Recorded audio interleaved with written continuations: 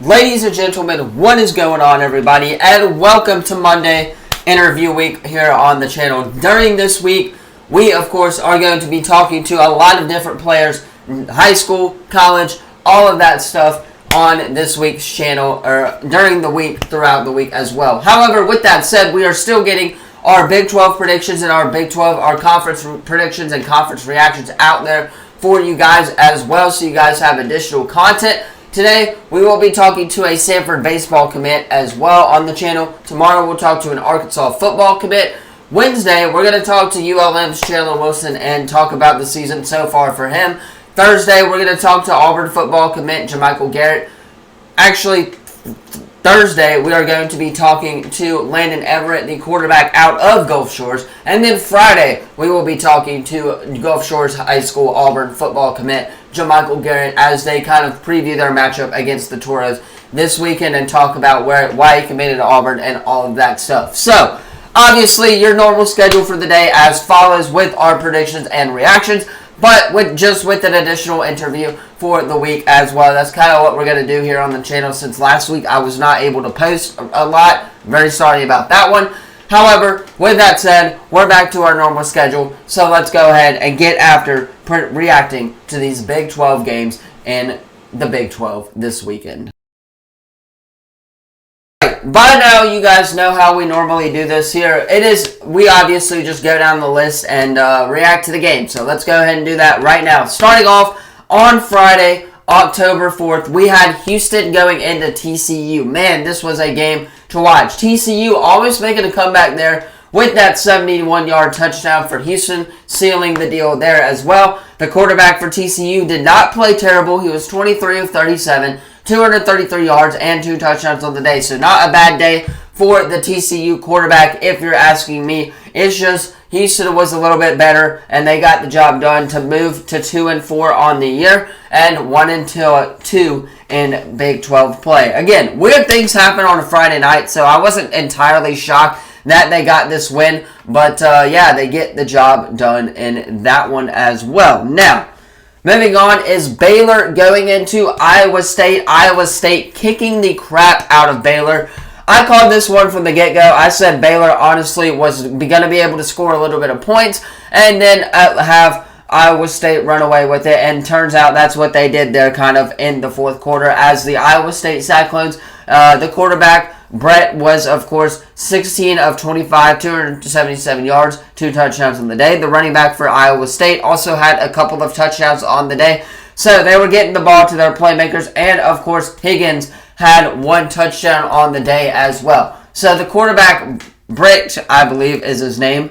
Don't quote me on that one. But the quarterback for Iowa State was getting the ball to his playmakers. And that is how Iowa State eventually won the game. That's how you can beat small teams like Baylor, and yeah, they get the job done at home against the Baylor Bears in that one. Now, next game up was West Virginia going into Oklahoma State. I don't know what the deal is with Oklahoma State right now, but they are not utilizing Ollie Gordon at all. They're not really getting the ball to their wide receivers either as well.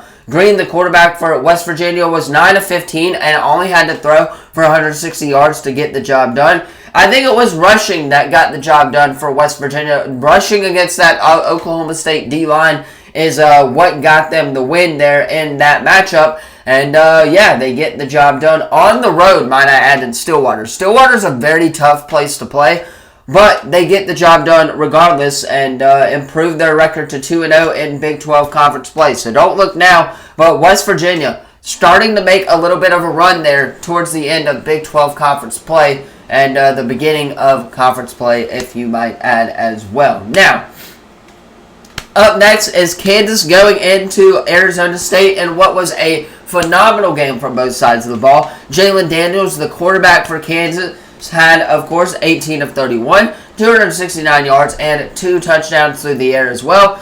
The running back for Arizona State had a touchdown on the day as well, and then Sinker, I believe is how you say that name, had 2 touchdowns receiving for Kansas as well, which was able to solidify the win. If you're asking me, again, you got to get the ball to your playmakers against Kansas or against Big 12 defenses. They were able to do that, just not enough, and Arizona State gets the win there for the Wildcats as they improved to 1-1, 4-1 on the year as well, and good on them.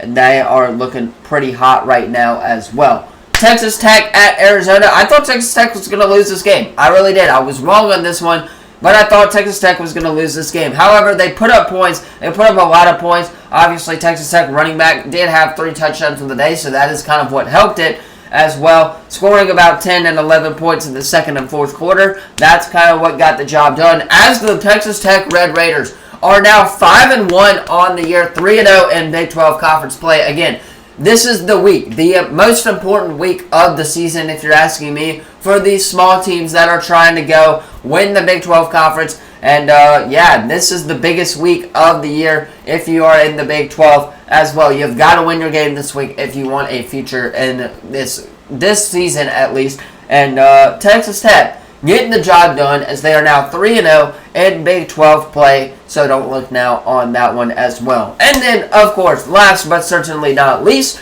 you have UCF going into Florida. I'm going to stay reacting to this one on the UCF side of things for this one because I'm going to save Florida's reaction for my SEC reactions that will be coming to the channel on Thursday as well. So subscribe if you guys are into that sort of thing as well. Now, if you are UCF, Gus Malzahn, I love Gus Malzahn as a coach. I really do. But you cannot call the same play. I was watching this game from pretty much start to finish. You cannot call the same play on second and third down in a row. You literally handed the ball off to your running back. I don't know his name, but you handed the ball off to your running back when, A, you have a mobile quarterback that can make plays in KJ Jefferson, and B, you have a quarterback who can sling it if needed, and they did not utilize that at all. I think that is what eventually caused UCF to get this loss, and Gus Malzahn's poor coaching decisions on that third down call where they handed the ball off is also a little bit of showing you guys why he was fired at Auburn as well. But Gus Malzahn has to have some better coaching, and that is my take on that one as UCF falls to Florida and had a chance to win there at the end if you're asking me, but they do fall to Florida 13-24 in Big 12 play and start Big 12 play 1-1 on the season. But of course, that is where I'm going to leave it for today's first video of the day. If you have not already, be sure to drop a like, subscribe, turn that bell on as we do our best to post on this channel every single day. With that said, I'm going to hop off this edited so you guys can watch it on time. Have a great rest of your day. If I don't see you in Big 12 predictions, enjoy Monday Night Football tonight. And as always, I will see you in the next video. Peace.